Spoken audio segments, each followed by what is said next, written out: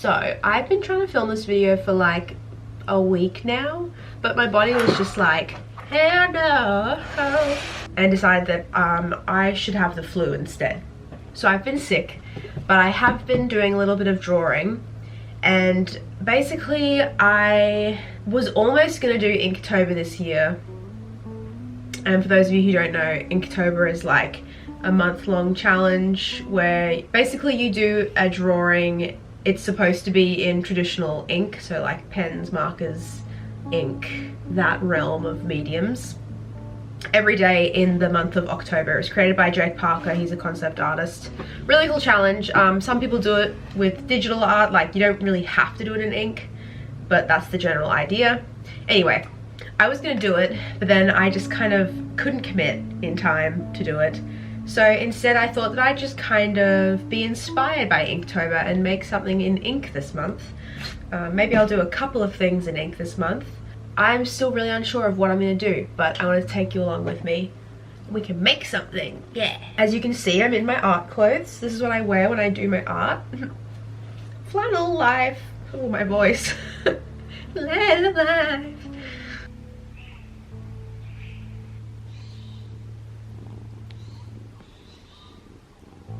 So I had originally planned that I was going to do something based on this photo.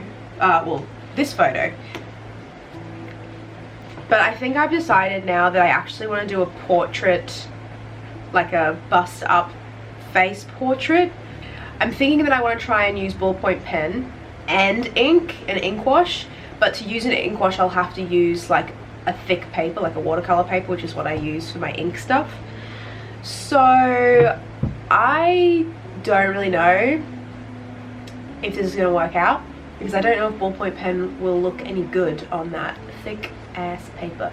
But we're going to give it a try anyway, because you never know. Yep, you never know. So I still don't know what colors I'm using either. I'm pretty sure I'm just going to go with black ink. Do I even have black ink? I should probably check that. Nah, if I don't have black ink, I'll just use like pink, you know?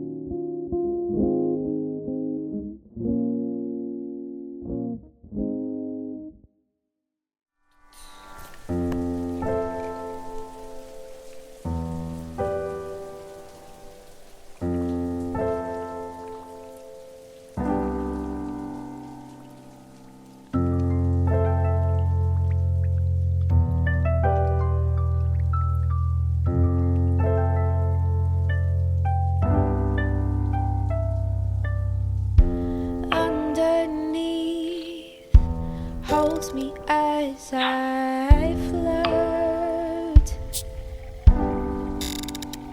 hands and feet drifting somewhere down below.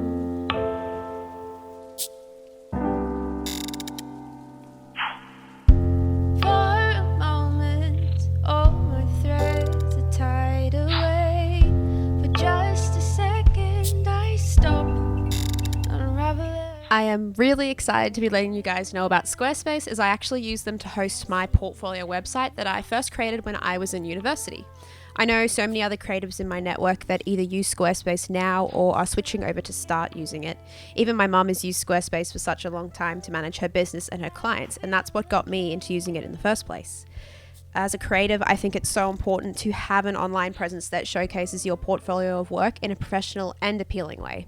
So Squarespace makes this really simple with access to so many beautifully designed templates that are incredibly easy to install and tweak. I have used my website as both a student and a freelance designer to attract and book clients, but there are so many different purposes that a website with Squarespace can have. So head to squarespace.com/Zozzolini for 10% off your first purchase of a website or a domain.